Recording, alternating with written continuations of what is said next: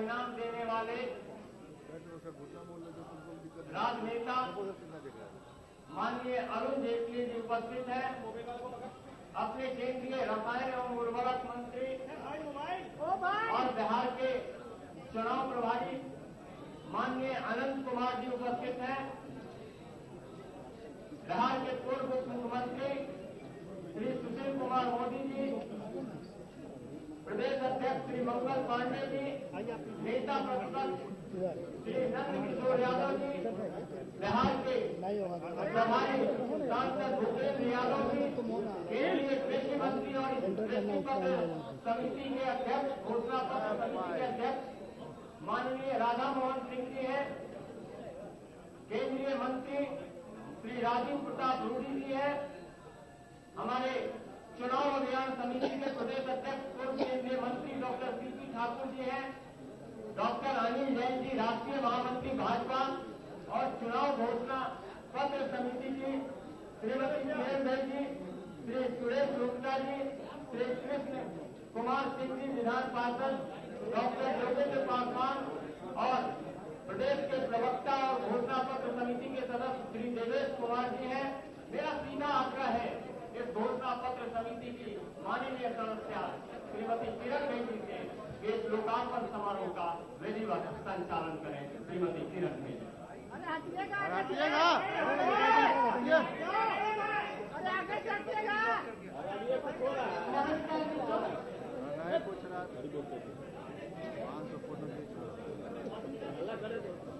आज कृषि पत्र के लोकार्पण के अवसर पर आप सभी मित्रों का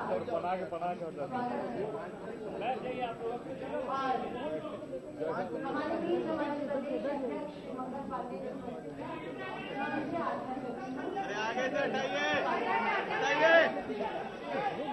जी सबको आगे से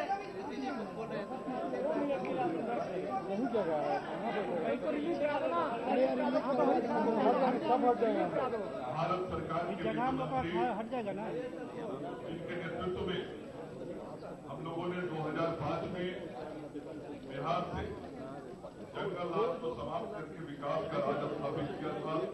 वैसे श्री आदरणीय अरुण जेटली जी भारत सरकार के मंत्री और बिहार के चुनाव के प्रभारी श्री अनंत कुमार जी, भारतीय जनता पार्टी बिहार प्रदेश के प्रभारी श्री भूपेंद्र यादव जी, पार्टी के वरिष्ठ नेता विधानमंडल दल के नेता आदरणीय सुशील कुमार मोदी जी, विधानसभा में प्रतिपक्ष के नेता श्री नंद किशोर यादव जी, भारत सरकार के मंत्री आदरणीय राधा मोहन सिंह जी, भारत सरकार के मंत्री आदरणीय श्री राजीव प्रताप रूडी जी, भारतीय जनता पार्टी के चुनाव अभियान समिति के अध्यक्ष, पार्टी के पूर्व प्रदेश अध्यक्ष doctor CP Thakur ji, party के राष्ट्रीय महामंत्री डॉक्टर अनिल जैन जी और भारतीय जनता पार्टी के इस चुनाव घोषणा पत्र के हमारे माननीय सदस्य, जिन लोगों ने मेहनत करके इस चुनाव घोषणा पत्र की तैयारी की है, श्री देवेश कुमार जी,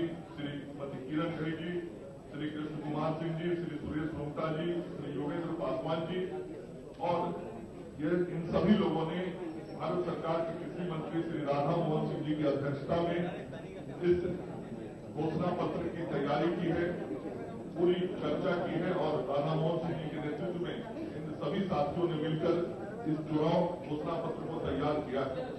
मित्रों, आज हम सब लोगों का यह सुखद संयोग है, सौभाग्य है कि इस चुनाव के इस विजन डॉक्यूमेंट को, जो हमारे विकास एवं विश्वास का दृष्टि पत्र है, इस विकास एवं विश्वास के दृष्टि पत्र को आज मीडिया के सामने और बिहार की 11 करोड़ जनता के सामने रखने के लिए हमारे नेता भारत सरकार के वित्त मंत्री श्री अरुण जेटली जी उपस्थित हैं। उनके द्वारा आज इस दृष्टि पत्र का लोकार्पण होना है। इस दृष्टि पत्र को बिहार की जनता के सामने हम रखने वाले हैं।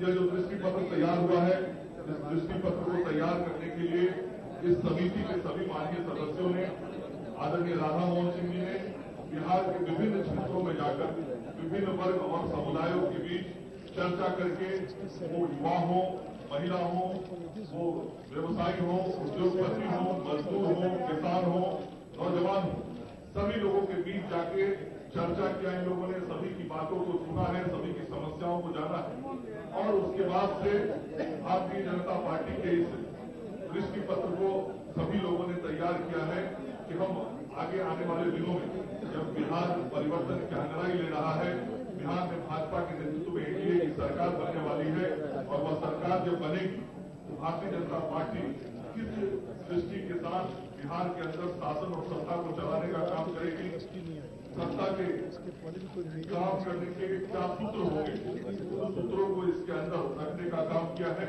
मैं सभी साथियों का अभिनंदन करता हूं, स्वागत करता हूं और खास करके अपने नेता आदरणीय अरुण जेटली जी का, जिनका आज समय हम सब लोगों को मिला है इस विकास एवं विश्वास के दृष्टि पत्र को जारी करने के लिए हम सभी साथियों का फिर से अभिनंदन करते हैं। अरे आगे से हटिए। हो गया आओ दिखा दिए ना भाई। और अब थोड़ा और धैर्य हो लो। मैं घोषणा पत्र समिति के आदरणीय अध्यक्ष श्री राधा मोहन सिंह जी, जो हमारे प्रदेश के अध्यक्ष भी रहे पहले और कृषि विभाग के कृषि मंत्रालय के केंद्रीय मंत्री है, मैं उनसे आगे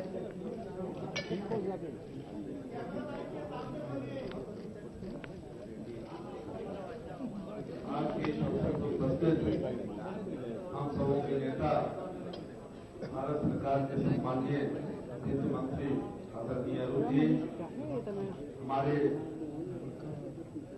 भारत सरकार के मंत्री बिहार के वहाँ भी फोटो खींचोगे। अनंत कुमार जी, राष्ट्रीय महामंत्री श्री भूपेंद्र जी,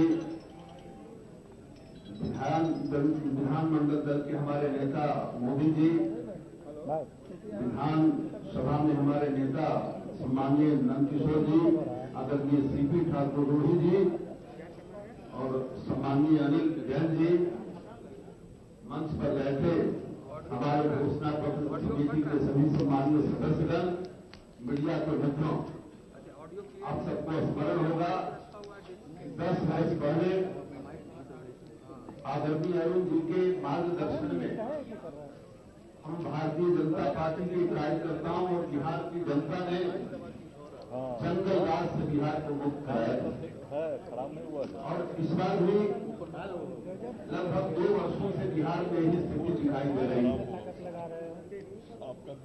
इस चुनाव में बिहार के अंदर जो विसंगतियां बड़े पैमाने पर निर्माण हुई, जनता को कैसे मुक्ति मिले, विकास की गति कैसे तेज हो, प्रधानमंत्री जी का सपना गांव गरीब किसान कैसे मजबूत हो, पिछले 6 महीने से लगातार हमारे समिति के सदस्यों ने सुदूर गांव तक दौरा किया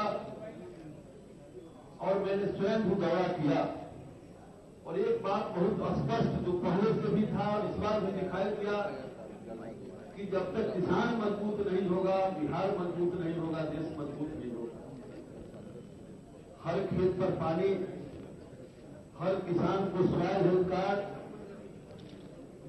और ये जो किसान ऋण लेते हैं, जहां जहां बीजेपी की सरकार आई, अधिकतर राज्यों में हमने कोशिश की कि ब्याज ऋण उनको मुफ्त मिले। इस बार हमने उसकी चिंता की है और सरकार बनने पर निश्चित रूप से हम ब्याज मुक्त ऋण किसानों को मुहैया कराएंगे। बिहार कृषि प्रधान राज्य है और ये दुर्भाग्य है कि आजादी के 69 वर्ष बाद भी अंग्रेजों ने जो कृषि के क्षेत्र में भागलपुर के सबौर और पूसा में विश्वविद्यालय स्थापित किया था, इसके बाद कोई कृषि विश्वविद्यालय स्थापित नहीं हुआ। आप कल्पना करिए, सबौर से शाहबाद और मगध तक के इलाके, और आज कृषि में विज्ञान और टेक्नोलॉजी का महत्व है। पार्टी ने निर्णय किया है कि हमारी सरकार आएगी तो एक और कृषि विश्वविद्यालय बिहार में हम स्थापित करेंगे और एक वेटनरी का अस्पताल भी स्थापित करेंगे। इसी प्रकार से गरीबों के लिए, अनुसूचित जाति के लिए, नौजवानों के रोजगार के लिए इस सबकी चिंता विजन डॉक्यूमेंट्स में की गई है। विस्तार से हमारे आदरणीय नेता अरुण जी, हमने इस पर उनका भी मार्गदर्शन लिया, तो विस्तार से आपके बीच अपनी बातों को रखे रहेंगे। लेकिन मुझे पूरा विश्वास है कि अरुण जी के मार्गदर्शन में फिर इस बार बिहार से जंगल राज की दिशा की ओर जो कदम बढ़ रहा है उसको न सिर्फ रोकेंगे बल्कि उसको उस मंसूबे को चकनाचूर करेंगे, समाप्त करेंगे और एनडीए की सरकार 2/3 बहुमत से बिहार में अवश्य बनेगी।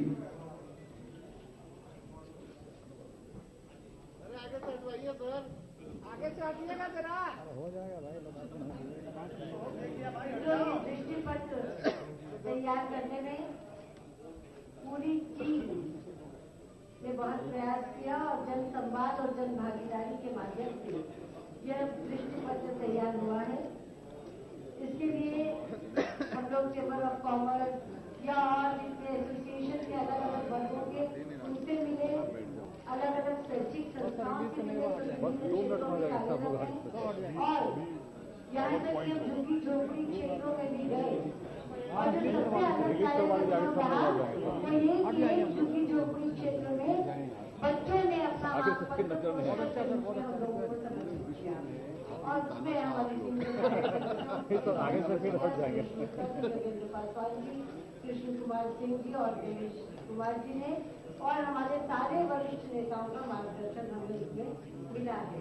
और अब मैं लोग इस दृष्टि पत्र के विकास और विश्वास के दृष्टि पत्र के लोकार्पण के लिए मैं हमारे केंद्रीय मंत्री और भाजपा के वरिष्ठ नेता माननीय श्री अरुण जेटली जी से सादर अनुरोध करती हूँ और मंच पर उपस्थित सभी सम्मानित हमारे मंत्रियों से, हमारे केंद्रीय मंत्रियों से, पदाधिकारियों से, श्री राजेंद्र प्रसाद जी, श्री कुमार सम्मिलित होने का अनुरोध करती हूँ।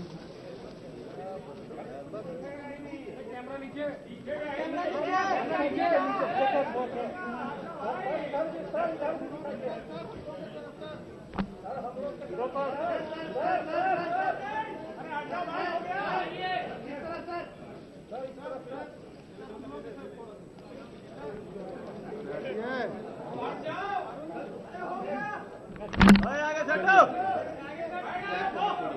आप हट जाइए। अरे हटो। आप हटिए। बैठो भैया।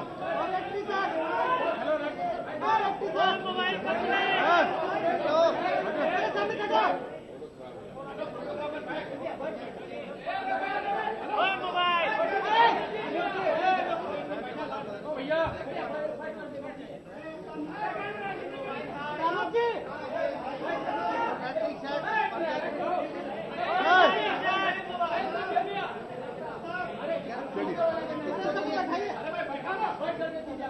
अरे नीचे कर यार। इसके बाद मैं आमंत्रित करती हूँ समिति के सदस्य श्री दिनेश कुमार जी से वो पावर पॉइंट प्रेजेंटेशन करिए इस दृष्टि पत्र के संबंध में।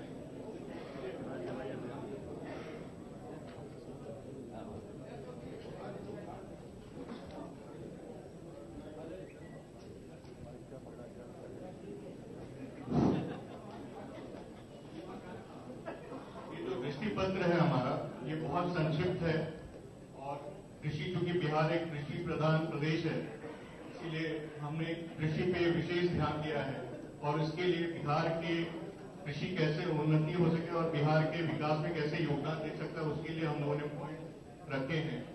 ये मुख्य पॉइंट्स हैं जो कृषि में हैं, जो हमें लगता है कि कृषि को विकसित करने में काम आएगा। उसके बाद स्वास्थ्य है, क्योंकि स्वास्थ्य एक बेसिक नीड है। हमारे जो हमारा जो बहुत गरीब प्रदेश है और यहाँ पे बीमारी वगैरह काफी फैले हुए हैं, तो इनको स्वास्थ्य एक प्राथमिकता के आधार पर हम लोगों ने स्वास्थ्य पे शिक्षा, उद्योग एवं व्यवसाय, शिक्षा में काफी आपने पिछले दिनों देखा होगा कि काफी हालत बहुत अच्छी नहीं है, तो शिक्षा को कैसे बढ़ावा दे सके, उसको कैसे प्रोत्साहित कर सके, इसमें जो पॉइंट्स हैं। सूचना प्रौद्योगिकी के बगैर कोई भी प्रदेश है वो विकास नहीं कर सकता है, तो सूचना प्रौद्योगिकी को गुड गवर्नेंस से हम कैसे जोड़ सकें और इसमें ट्रांसपेरेंसी, हम पारदर्शी कैसे हम उसको बना सके, ये इसमें कुछ बिंदु हैं जो कि हमने अपने दृष्टि पत्र में। ग्रामीण विकास, क्योंकि बिहार में अधिकांश बिहार की जो जनसंख्या है गांवों में रहती है, इसलिए ग्रामीण विकास पे हम लोगों ने काफी ध्यान दिया है। इसमें कई ऐसी मौलिक बातें हैं जो कि गांवों के विकास के लिए सहयोगी हो सकती है। शहरी विकास, यद्यपि बिहार एक ग्रामीण इलाके वाला बहुल प्रदेश है, फिर भी शहर के जो हालत है उनकी बहुत अच्छी नहीं है। तो शहरों का विकास हम कैसे कर सकते हैं, इस पे हम लोगों ने काफी ध्यान दिया है।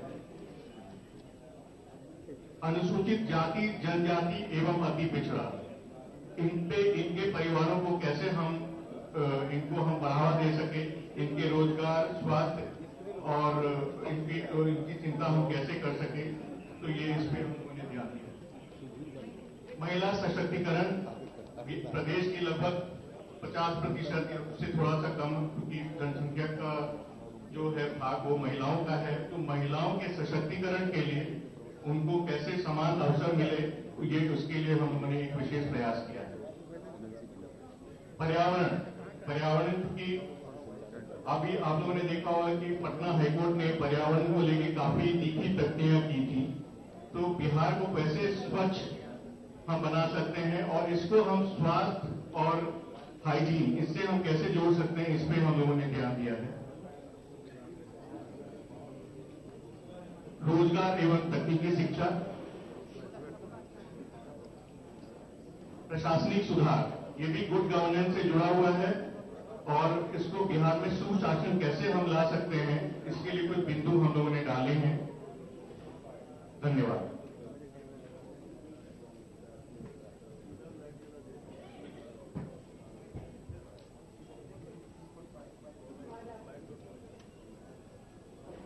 अपने केंद्रीय वित्त मंत्री और हमारे मार्गदर्शक आदरणीय श्री अरुण जेटली जी से अनुरोध करती हूँ कि वो अपना विषय रखें और उसके बाद फिर प्रश्नोत्तर के लिए ये सदन को खोलें।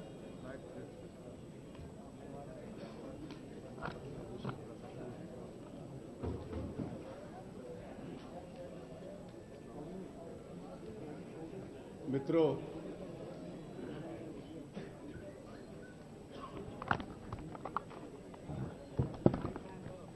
आज बिहार विधानसभा के 2015 के चुनाव के संबंध में भारतीय जनता पार्टी का दृष्टिपत्र जारी किया गया है।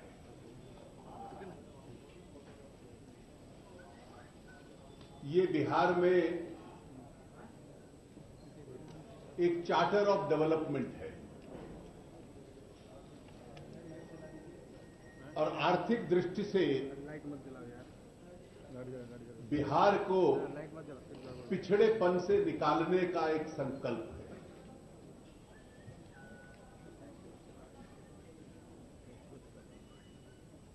बिहार के पिछले तीनों चुनावों के साथ 2005 में 2 बार चुनाव हुआ और उसके बाद 2010 के चुनाव के साथ भी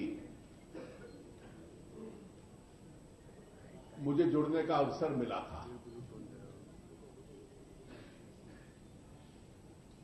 और सच में संघर्ष का चुनाव 2005 के थे दोनों, और 2005 के चुनावों में हम लोगों ने संकल्प लिया था कि बिहार में जंगल राज को हम समाप्त करेंगे।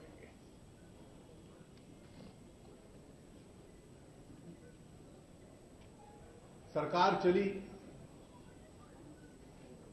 और उसके बाद स्वाभाविक था कि जेडीयू की राजनीति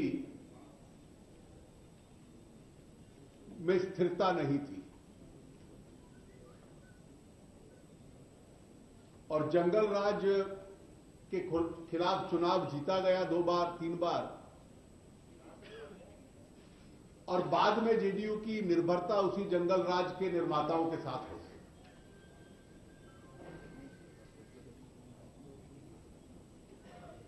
देश को स्वतंत्र हुए 68 वर्ष हुए हैं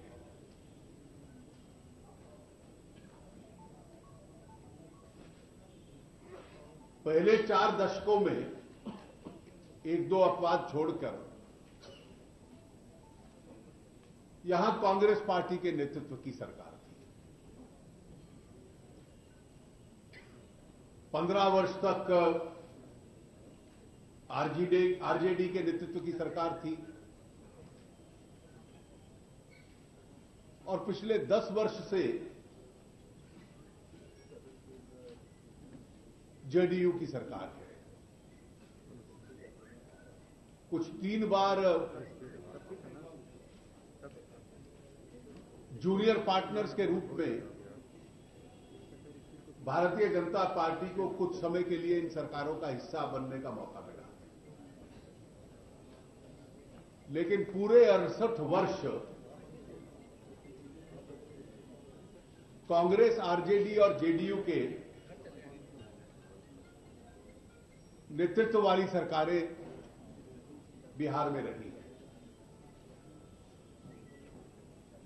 और 68 वर्ष का जो कार्यकाल होता है किसी देश के जीवन में, किसी राज्य के जीवन में, तो बहुत लंबा कार्यकाल।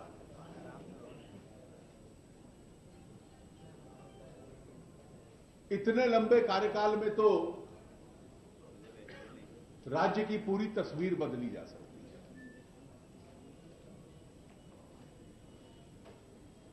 मध्य प्रदेश बीमारू राज्यों में से एक था। शिवराज जी के नेतृत्व वाली सरकार रही और जिस आधार पर वो बीमारू था, ना सड़क थी, ना स्वास्थ्य व्यवस्थाएं थी, ना पानी था, ना बिजली थी, पूरे राज्य की उन 15 वर्षों में तस्वीर बदल दी और मध्य प्रदेश उस बीमारू अस्तित्व में से बाहर निकल आया। और यहां तो इन 3 राजनीतिक दलों को 68 ईयर्स, 68 वर्ष एक के बाद एक बिहार पे राज्य करने का मौका मिला है।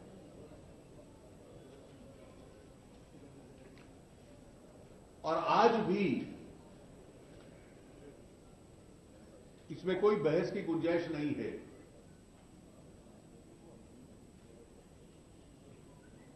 देश के विभिन्न राज्यों में जो विकास के मापदंड होते हैं, बिहार बहुत पीछे है।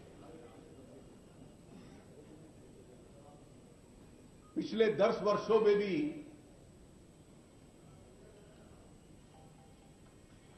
कितने उद्योग बिहार में आ पाए, बिजली की स्थिति में कितना सुधार हो पाया, बिजली के कारखाने नहीं चले तो इस महागठबंधन का एक साथी दूसरे से पूछे कि 8.25 साल इस 10 वर्ष में से कांग्रेस की सरकार थी, कितनी बिहार की सहायता की उन्होंने।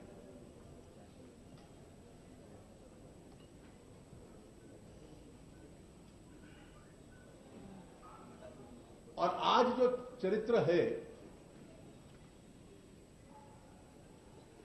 वो भी बिल्कुल स्पष्ट है। जंगल राज के जो निर्माता निर्देशक थे वही हैं। केवल अभिनेता बदलने से उसका उस शासन का, उस गठबंधन का चरित्र बदलने वाला नहीं है। और इसलिए इस चुनाव में जो बहस होनी चाहिए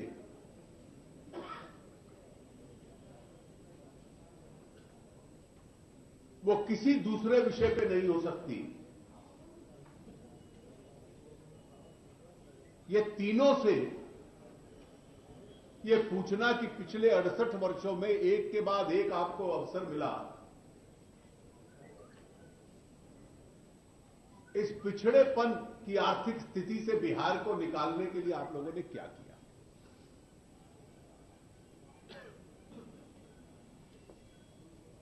और ये जो अवसरवादी सा गठबंधन बना है,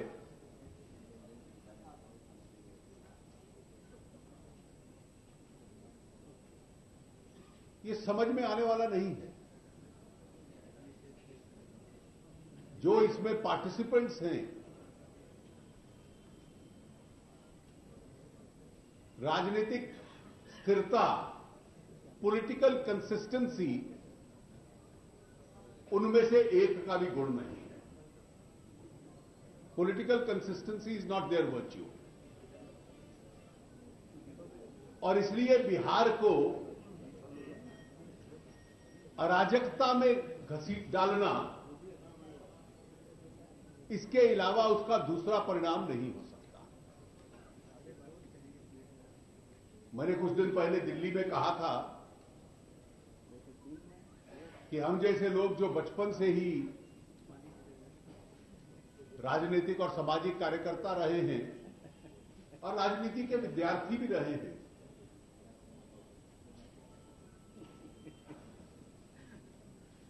हम साम्यवादी और कांग्रेसवादियों का गठबंधन समझ सकते थे। पहले भी हुआ 71 में। कभी भारतीय जनसंघ या भारतीय जनता पार्टी और कांग्रेस का नहीं समझ सकते। और उससे भी कठिन कल्पना कर पाना था लोहियावादियों का और कांग्रेस का गठबंधन।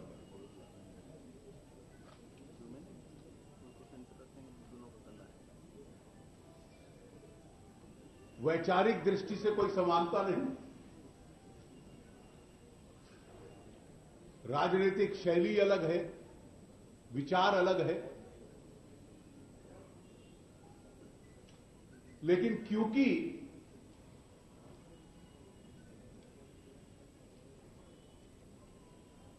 पॉलिटिकल कंसिस्टेंसी नहीं है, तो इसलिए ये विचित्रता भी, ये अंतर विरोधी गठबंधन भी देखने को कई बार मिलता है। ऐसी तीन टांग की दौड़ कभी दौड़ी नहीं जा सकती, और दौड़ी भी जाए तो कभी वो जीतती नहीं है। इसलिए भारतीय जनता पार्टी ने अपने एनडीए सहयोगियों के साथ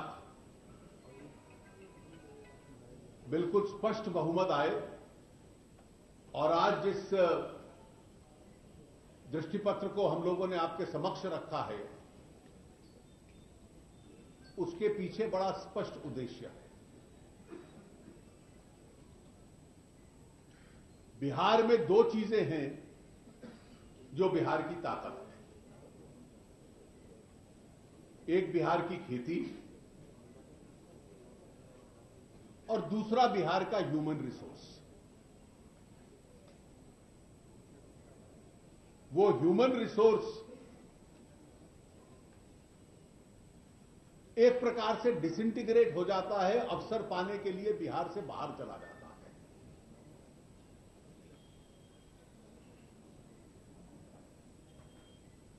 बिहार में सचमुच उस मानवीय संसाधन को प्रयोग करने के लिए स्पेट ऑफ यूनिवर्सिटीज, सरकारी भी निजी भी, कॉलेजेस, जिसमें हजारों की संख्या में, लाखों की संख्या में नौजवान विद्यार्थी बाहर जाता है, आर्थिक साधन बाहर जाता है, इकोनॉमिक रिसोर्स बाहर जाता है।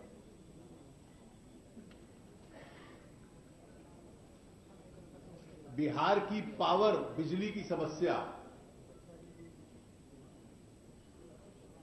उसका हल ढूंढना, बिहार में इंफ्रास्ट्रक्चर का निर्माण होना, आरंभ में तो एग्रो बेस्ड इंडस्ट्री बने, और फिर बिहार के अंदर बिजली भी उपलब्ध हो तो कुछ जनरल इंडस्ट्री बने, बिहार के अंदर रोजगार के साधन हो।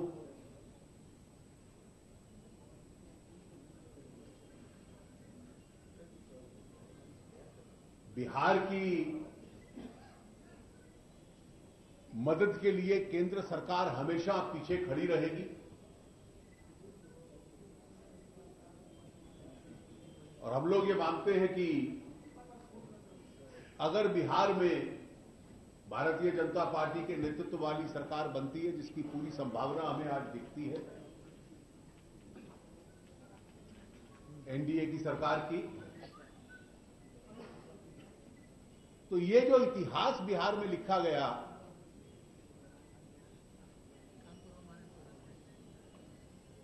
कांग्रेस लगभग उसकी ताकत बहुत कम हो चुकी है।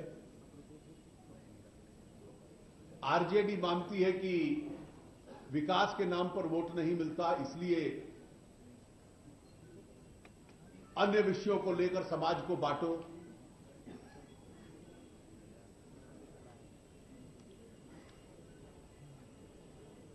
इसके विकल्प में केवल बिहार के जो दो बड़े साधन हैं, उसको बुनियाद बनाकर बिहार को एक विकास की यात्रा में ले जाने का मार्ग तय करें।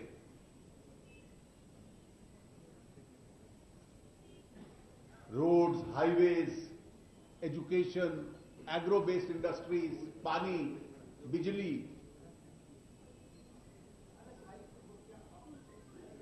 और उन साधनों का सबसे अधिक लाभ जो आर्थिक सामाजिक दृष्टि से सबसे कमजोर है उनको मिले, ये इस दृष्टिपत्र का मूल उद्देश्य है। आप सबके माध्यम से मैं बिहार की जनता से इस बात की अपील करूंगा कि एनडीए की सरकार, भारतीय जनता पार्टी के नेतृत्व की सरकार भारी बहुमत से इस बार जीते और इस डेवलपमेंटल एजेंडा को हम लोग लागू कर पाएं। आप सबका बहुत बहुत धन्यवाद। एक एक करके हम सवाल ले पाएंगे, इसलिए एक एक करके आप सवाल करेंगे।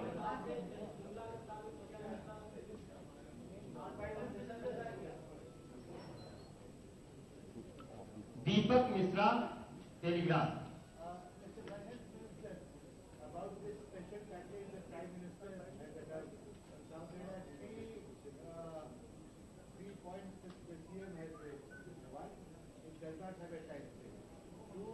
From where did you expect the money to go from 1.25 crore?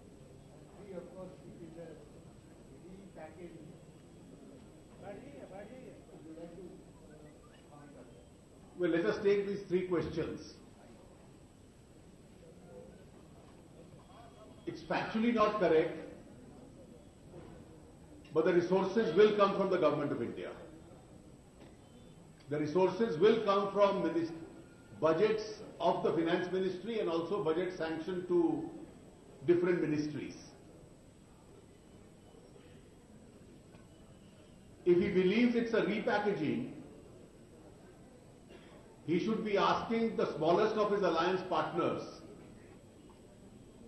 who were in power for almost 9 years of his government, as to why his alliance partners, when in the central government, did not take any steps to implement them. ये मान लीजिए उनका आरोप एक तर्क के लिए, मैं उसको स्वीकार नहीं करता हूं कि रीपैकेजिंग है, तो ये स्वीकार करते हैं कि कांग्रेस ने लागू नहीं किया, एनडीए और बीजेपी की सरकार, मोदी जी की सरकार लागू कर रही है,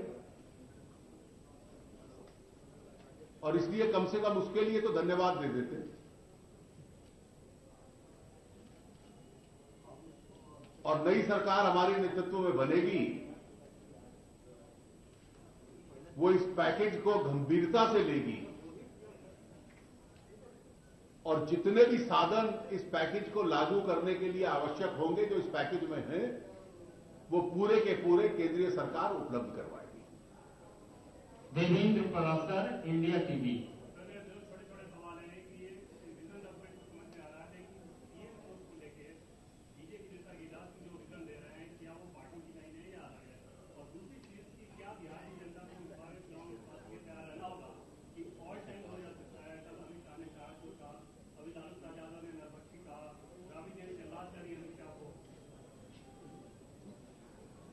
देखिए, मैंने एक संकेत आपको किया है, मैं उनकी भाषा के साथ प्रतिस्पर्धा नहीं कर सकता। लेकिन दोनों विषय स्पष्ट हैं।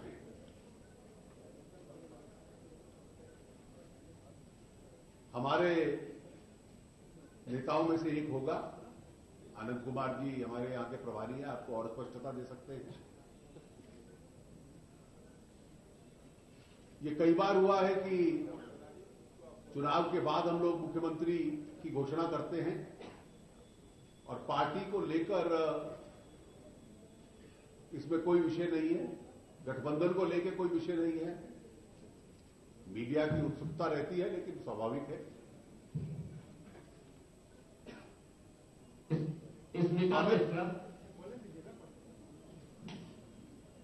कौन लोग ये आरोप लगा रहे हैं?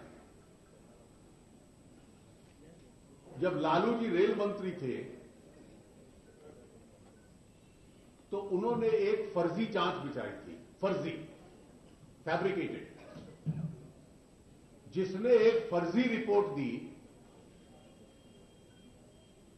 कि कार सेवकों ने स्वयं साबरमती एक्सप्रेस को आग लगा दी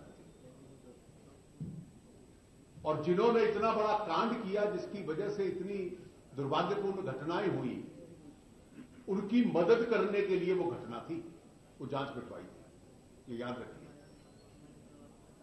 और इसलिए ये शब्दावली का आपने बतलाया, वो अपने उस कारनामे पे अगर उसका प्रयोग करें तो बेहतर होगा।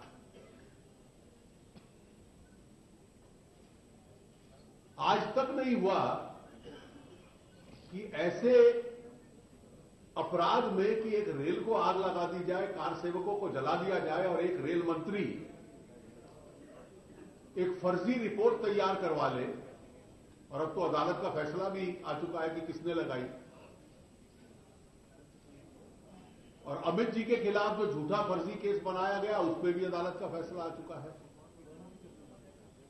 और यह फैसला केवल एनडीए के शासनकाल में नहीं आया। जब कांग्रेस की सरकार थी और अमित शाह को बेल मिली तो गुजरात हाईकोर्ट ने तब भी कहा था, prima facie it's a case of no evidence.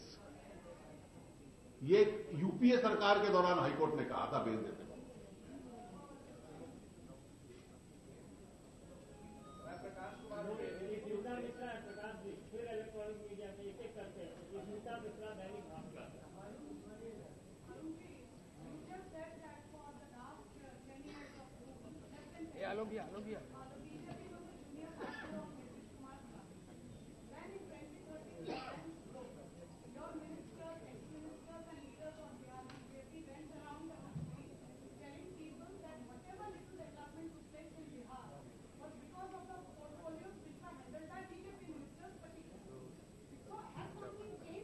देखिए, जब सरकार बनी तो 2005 में जंगल राज के खिलाफ एक बहुत आक्रोश था और इसलिए सेम्बलेंस ऑफ गवर्नेंस और डेवलपमेंट की जो प्रिलिमिनरी एक्टिविटी होती है कि गांव में स्कूल बन जाए, थोड़ी सी सड़क कहीं बन जाए, मंत्री सचिवालय में बैठना शुरू कर दे, development at a very preliminary stage had started, hospital शुरू हो जाएं। लेकिन यह बात भी स्पष्ट है कि सरकार चलने के कुछ समय बाद भविष्य की राजनीति की योजनाएं बन रही थी और इसलिए उस विकास की राजनीति से अपने आप को डिस्टेंस करके एक वैकल्पिक राजनीति की तैयारी चल रही थी। और अगर आप पीछे मुड़कर देखिए तो बिजली का उत्पादन कितना बढ़ा 10 साल में, इंडस्ट्री कितनी आई 10 साल में, डेवलपमेंट इंडस्ट्रीज में आप कहां पहुंचे। आज भी ये वास्तविकता है कि अवसर प्राप्त करने के लिए बिहार के नौजवान को बाहर देखना पड़ता है। और 10 साल मैंने इसलिए मध्य प्रदेश से तुलना की कि मैं 68-60 भूल भी जाऊं तो ये 10 साल ले लूं और आरजेडी के 15 साल भी ले लूं तो ये बहुत बड़ा अवसर मिलता है इतना लंबा एक राज्य का चेहरा बदलने का। It's an honest assessment of how the government ran. Jaitley ji, please Prakash Kumar ABP. आप वित्त मंत्री भी हैं अरुण जेटली जी, ये बताइए कि जो 50,000 लैपटॉप या फिर रंगीन टीवी, ये तमाम जो आप वायदे कर रहे हैं बजट डॉक्यूमेंट में, आपको लगता है कि सिर्फ बिहार के चुनाव को देखते हुए ऐसे वादे किए जा रहे हैं? बाकी जगहों पे भी चुनाव हुए, यहाँ पे भी नहीं हुआ। अगर आप यहाँ भी देते हैं तो बाकी देश के लोग के हिस्से का आखिर क्या? देखिए, बाकी राज्यों में भी कई राज्य सरकारें हैं जिन्होंने ऐसे वायदे किए हैं और वो निभाए भी हैं। It's not impossible to fulfil these promises. एक मिनट, प्रिय रंजन भारती, राजस्थान पत्रिका। मेरा सवाल अरुण जेटली से आपसे ये है कि 2005 के चुनाव में आपने पूरी आधारशिला रखी थी, चुनाव रचना की, लेकिन तब सत्ता जब आई एनडीए के पास तो सत्ता सौंप दी गई एक लाइन आप के नेता थे उनके पास। क्या इस बार भी इतनी जद्दोजहद के बाद जब चुनाव हो रहा है तो क्या जब आपने अपना नेता डिक्लेयर नहीं किया है तो क्या ये संभव हो सकता है कि उसकी पुनरावृत्ति हो और फिर अपने किसी सहयोगी दल के नेता को आप सत्ता? देखिए, हर चुनाव में जब टिकटें बढ़ती हैं तो स्पष्ट हो जाता है सीनियर पार्टनर कौन है। 2005 में स्पष्ट था और आज 2015 में भी स्पष्ट है। Manish Kumar NDTV, please attend. Sir, ये दृष्टि पत्र की क्या गंभीरता है, क्योंकि प्रधानमंत्री नरेंद्र मोदी ने लोकसभा चुनाव के पहले पूर्णिया में 3 वादे किए थे। सबसे पहला वादा था कि बिहार को विशेष राज्य का दर्जा दिया जाएगा, विशेष पैकेज दिया जाएगा और विशेष ध्यान दिया जाएगा। आपने पैकेज दिया लेकिन विशेष राज्य का दर्जा नहीं दिया। मेरा दूसरा सवाल है सर कि ब्लैक मनी को लाने के लिए एक स्पेशल ड्राइव स्टार्ट हुआ था 1 जुलाई से। 15 अगस्त को प्रधानमंत्री जी ने रेड कोर्ट से बोला कि 6500 करोड़ का डिक्लेरेशन आ चुका है। गवर्नमेंट ऑफ इंडिया का अभी जो आपका लेटेस्ट प्रेस रिलीज आया है उस विंडो के खत्म होने पर वो अमाउंट बता रहा है कि 3770 करोड़ है। तो ये सच कौन बोल रहे हैं, प्रधानमंत्री या आपका प्रेस रिलीज? आपकी इसकी अंडरस्टैंडिंग में थोड़ी तकलीफ है, मैं उसको स्पष्ट कर दूं। एक अकाउंट्स थे एचएसबीसी बैंक के जो डिस्क्लोज्ड अकाउंट्स थे। उन डिस्क्लोज्ड अकाउंट्स का जो टोटल अमाउंट असेस किया गया वो 6500 करोड़ था और प्रधानमंत्री जी ने लाल किले से उसका जिक्र किया था। डिस्क्लोज्ड अकाउंट्स जो एचएसबीसी से डिटेल्स आई, उसके बाद जो ब्लैक मनी कानून संसद ने पारित किया जिसमें एक कंप्लायंस विंडो दी अनडिस्क्लोज्ड अकाउंट्स के बारे में, वो कंप्लायंस विंडो कल रात को 12 बजे समाप्त हुई। उस कंप्लायंस विंडो में 638 लोगों ने लगभग 3770 करोड़ और डिक्लेयर किया है। वो 6500 अलग था, ये 3770 अलग है। झूठ शब्द का प्रयोग करने से पहले आप अपनी अंडरस्टैंडिंग को क्लियर कर लेते हैं, और विशेष रूप से जब आप झूठ शब्द प्रधानमंत्री जी के नाम के साथ जोड़ते हैं, it's lack of understanding on your part. दूसरा, स्पेशल स्टेटस की जो आप बात कर रहे हैं, 14th फाइनेंस कमीशन की रिपोर्ट आई है। 14th फाइनेंस कमीशन ने सेंटर और स्टेट्स के बीच में रिलेशनशिप को रीडिफाइन किया है। वो कॉन्स्टिट्यूशनल कमीशन होता है, संवैधानिक होता है। केंद्र और राज्य के फाइनेंशियल रिलेशनशिप को वो तय करता है, और इसमें इसलिए जिन राज्यों की गंभीर स्थिति को हम लोग समझते हैं, उस 14th फाइनेंस कमीशन की गंभीरता को समझते हुए और उसकी फाइंडिंग्स को समझते हुए जो स्पेशल पैकेज दे सकते हैं, जिस स्पेशल पैकेज में फाइनेंशियल असिस्टेंस इतनी मिलेगी कि बिहार को विकास के रास्ते पे डाल देगी, वो एक वैकल्पिक तरीका उसके विकास का है। ये प्रश्न उनसे पूछा जाना चाहिए जो उस अलायंस में बैठे हैं। जिस वक्त 14th फाइनेंस कमीशन की रिपोर्ट नहीं थी, स्पेशल स्टेटस का प्रावधान था, अब तो उसके बाद प्रावधान नहीं रहा, और तब भी 9 साल तक नहीं दिया। What we are trying to do by this alternative package is something more than what is special to Bihar. और इसीलिए ये 1.25 लाख करोड़ रुपए का पैकेज, जिसको वो कहते हैं कि ये रीपैकेजिंग है, रीपैकेजिंग था तो पहले लागू क्यों नहीं किया गया? अपने साथियों से पूछे या खुद उसका जवाब दें। Uni please, Uni. ने कहा है कि रिजर्वेशन पॉलिसी को रिव्यू करना चाहिए। नीतीश जी का कहना है कि वो आपके लिए सुप्रीम कोर्ट के आदेश में समान है, इसलिए भले ही आप डिनाइल मोड में जरूर हो, इलेक्शन के समय बाद में इसको रिव्यू करेंगे, ये नीतीश जी का आरोप है। देखिए, ये बात स्पष्ट हो चुकी है कि आरक्षण इस देश की वास्तविकता है। आज भी समाज के कमजोर और पिछड़े वर्गों को पिछड़ेपन से निकालने का एक संवैधानिक अधिकार भी है, और भारतीय जनता पार्टी उसके प्रति कटिबद्ध है। क्योंकि अपना साथी उन्होंने बदल लिया, और जिस विकास के नाम पर वो राजनीति करते थे, जंगल राज के साथ संगत में बैठकर उस राज नारे को नहीं दे सकते। इसलिए एक बनावटी ख्याल की भारतीय जनता पार्टी या आरएसएस आरक्षण का क्या करेंगी। आरएसएस ने भी इस बात का समर्थन करके स्पष्टीकरण उस बयान का दिया है। जहां तक भारतीय जनता पार्टी का स्पष्ट मत है, जब से भारतीय जनसंघ बना है, हम लोग आरक्षण के समर्थन में रहे हैं और रहेंगे। महंगाई जिस कदर बढ़ रही है, आपको लगता है बिहार की जनता देखिए, अपने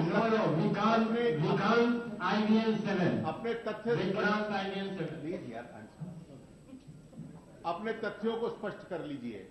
2 आइटम को लेकर दाम बढ़े हैं, जिसका प्रयास किया जा रहा है, क्योंकि उसकी देश में पैदावार कम होती है दालों की।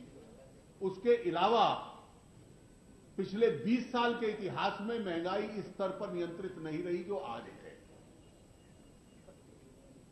अगर आप किसी दिन का समाचार पत्र पढ़ लें तो होलसेल प्राइस इंडेक्स नेगेटिव में है, कंज्यूमर प्राइस इंडेक्स 3% के आसपास है। अरुण जी, लेकिन जिस टाइमिंग पे मोहन भागवत जी का बयान आया, क्या बीजेपी को लगता है कि वो टाइमिंग ठीक नहीं थी? देखिए, वो बयान का कोई गलत अर्थ निकाल ले तो मैं उसकी सहायता नहीं कर सकता, लेकिन बिल्कुल स्पष्ट है, भारतीय जनता पार्टी पूरे रूप से इसको स्पष्ट कर चुकी है। कल पार्टी अध्यक्ष ने भी इसको स्पष्ट किया है, इसलिए इस पे कोई बातचीत की गुंजाइश नहीं है। मोहन भागवत के विचार से डिफर करती है बीजेपी? उनका विचार भी इस मामले में बिल्कुल स्पष्ट है। राष्ट्रीय स्वयंसेवक संघ भी इसका स्पष्टीकरण दे चुका है। Mr. Jaitley, do you endorse the statement made by Minister Giriraj Singh and State President Mangal Pandey that an upper caste cannot become the Chief Minister of Bihar, and only a person coming from a backward community can become the Chief Minister of Bihar? Well, they have spoken about their political perception. There may be some weight in that political perception. I'm asking you to endorse the statement made by... Well, I have to answer the way I have to answer. These gentlemen made a statement. Do you endorse their statement? Sanjay Singh, government बनेंगे या नहीं बनेंगे? ये आखिरी बनेंगे या दूसरा बनेंगे?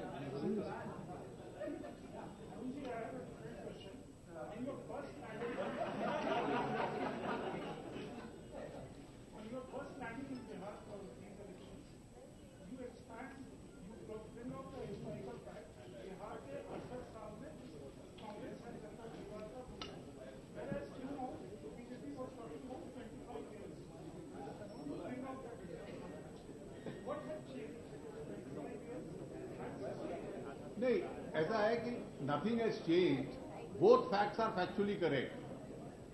Those who ruled 25 years are visible. Those who ruled the other 43 years are becoming increasingly invisible, not only in Bihar but the whole country. So they may be an out of their glare, but they are certainly in my glare. Another question about this present document.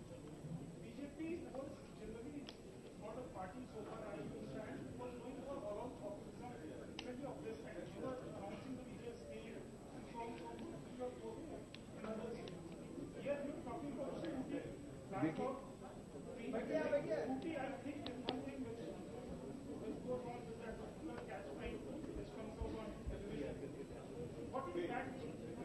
देखिए, जिसको आप populism कहते हैं उसको state specific में आपको देखना पड़ेगा। क्या हर सब्सिडी को पॉपुलिस्ट कहा जाएगा? जहां मतलब इतनी बड़ी संख्या गरीबी की रेखा के नीचे है, वहां किसान को फर्टिलाइजर में मदद करना या किसी गरीब आदमी को खाद्यान्न से मदद करना, is it populist? Therefore, in societies and in states where the level of poverty is higher, some element of state support is necessary in certain areas. तो अच्छे जो बच्चे हैं, जो लड़कियां ज्यादा पढ़ती हैं, उसको गर्ल चाइल्ड इंसेंटिवाइज करने के लिए कोई योजना बनाते हैं, which the state can afford, so don't call it populist. Jaitley ji, जब नीतीश कुमार ने अपना विजन डॉक्यूमेंट जारी किया, उस वक्त आपकी पार्टी ने ये कहा कि ये झूठ का पुलिंदा है और नीतीश कुमार पिछले 10 सालों से सत्ता में है, तब उन्होंने ये विजन बिहार में लागू क्यों नहीं किया? आप उसी सरकार में देखिए, उन्होंने अभी तक नहीं, आप मेरा सवाल पूरा हो जाने दीजिए।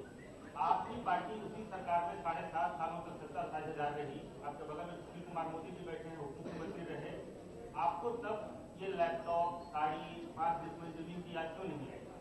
देखिए, पहले तो उन्होंने कोई विजन डॉक्यूमेंट जारी नहीं किया। अपने तथ्यों को सही कर लीजिए, और इसलिए जब वो जारी करेंगे तो ये आप प्रश्न पूछना, उनका विजन क्या है? ऐसा गठबंधन है जिसका एक दल दिल्ली के अंदर विकास की हर मूव को रोकता है, दूसरा सामाजिक आधार पर समाज को बांटता है, और तीसरा कहता है मैं विकास की राजनीति करूंगा। तो विजन क्या है मुझे अभी तक समझ में नहीं आया, लेकिन इसीलिए शायद विजन डॉक्यूमेंट अभी तक आया नहीं है। बहुत बहुत धन्यवाद।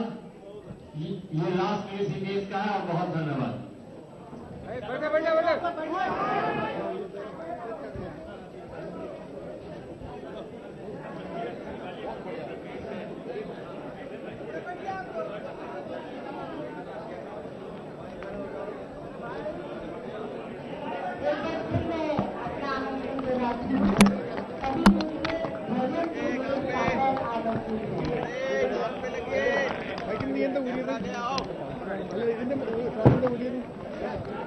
ടേബിൾ ആയിരുന്നില്ലേ